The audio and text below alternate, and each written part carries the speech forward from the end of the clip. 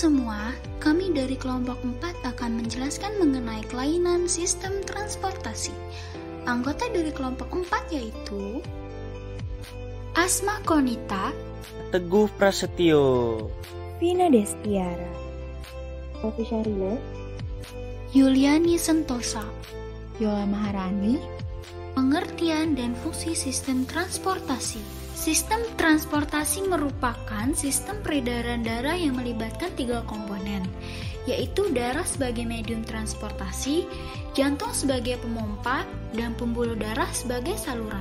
Fungsi sistem transportasi mengangkut oksigen dari paru-paru ke seluruh tubuh, mengeluarkan sisa proses metabolisme berupa karbon dioksida melalui paru-paru, mempertahankan kinerja dan fungsi berbagai sistem organ dalam tubuh, mendukung proses pemulihan luka atau cedera, mengedarkan hormon untuk kinerja tubuh.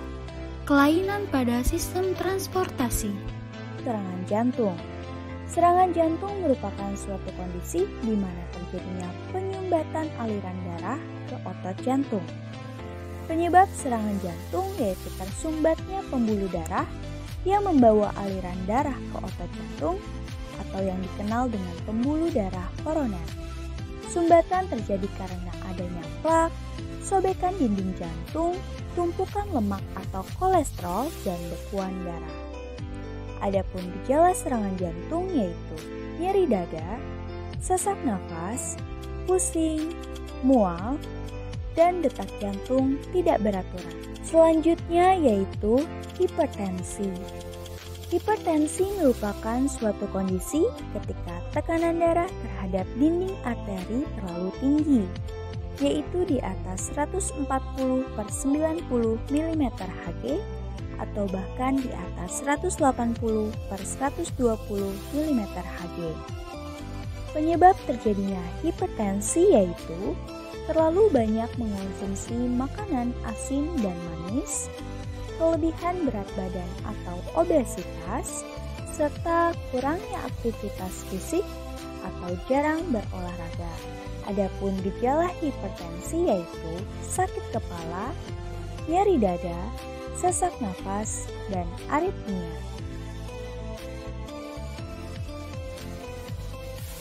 Selanjutnya yaitu hipotensi.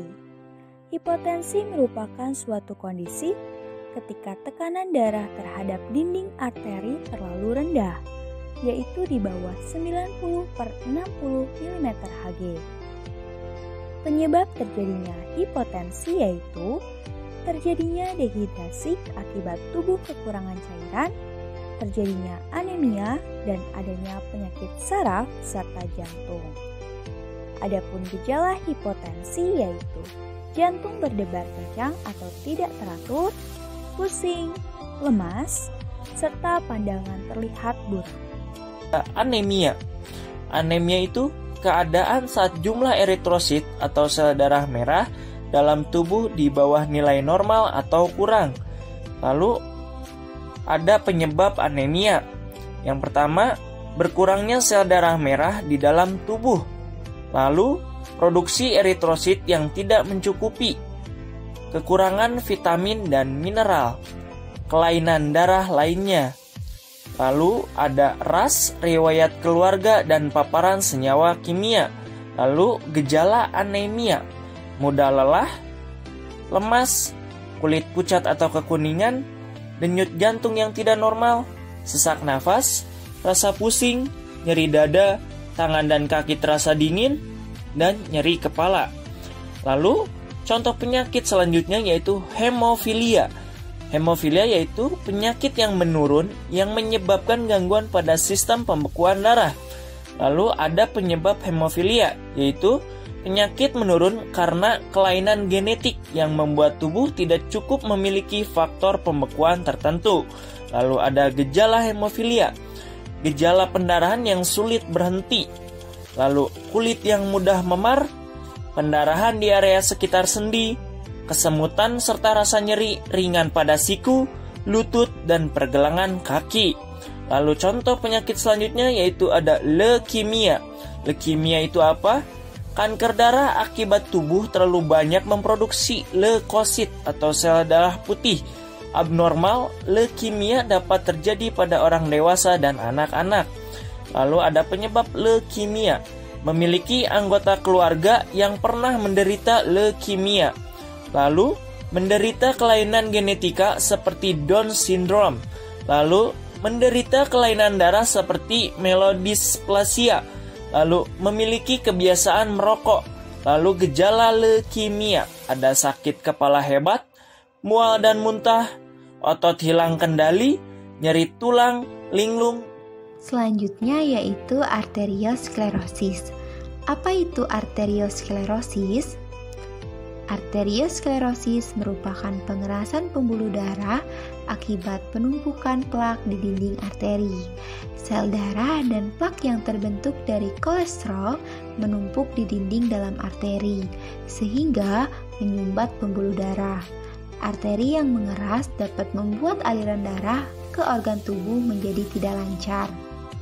Lalu, apa penyebab dari arteriosklerosis? Yaitu yang pertama ada kolesterol tinggi, obesitas, merokok, kurang berolahraga, pola makan yang tidak sehat, dan hipertensi. Lalu selanjutnya bagaimana gejala dari arteriosklerosis? Gejala yang pertama yaitu mati rasa di tungkai dan sulit berbicara, gangguan penglihatan dan wajah terkulai. Lalu selanjutnya, jika penyumbatan terjadi di pembuluh darah yang menuju ke otak, maka gejalanya yaitu nyeri dada, sesak napas, dan gangguan irama jantung. Sedangkan, jika penyumbatan terjadi di pembuluh darah yang menuju ke jantung, gejala yang dirasakan yaitu nyeri di kaki ketika berjalan. Yang terakhir, jika penyumbatan terjadi di arteri yang mengalirkan darah ke tungkai, maka gejalanya yaitu tekanan darah tinggi hingga gagal ginjal. Selanjutnya yaitu jantung koroner. Jantung koroner merupakan kelainan yang disebabkan oleh penumpukan atero di dinding arteri yang menyebabkan dinding arteri menyempit sehingga jantung tidak mendapat asupan darah dan oksigen yang cukup. Lalu, apa penyebab dari jantung koroner? Penelitian telah menunjukkan bahwa tekanan darah tinggi, kolesterol, trigliserida tinggi, diabetes, kegemukan, kebiasaan merokok, serta peradangan pada pembuluh darah merupakan faktor utama terjadi PJK atau penyakit jantung koroner. Lalu, bagaimana gejala dari jantung koroner? Gejala yang pertama yaitu lemas dan pusing.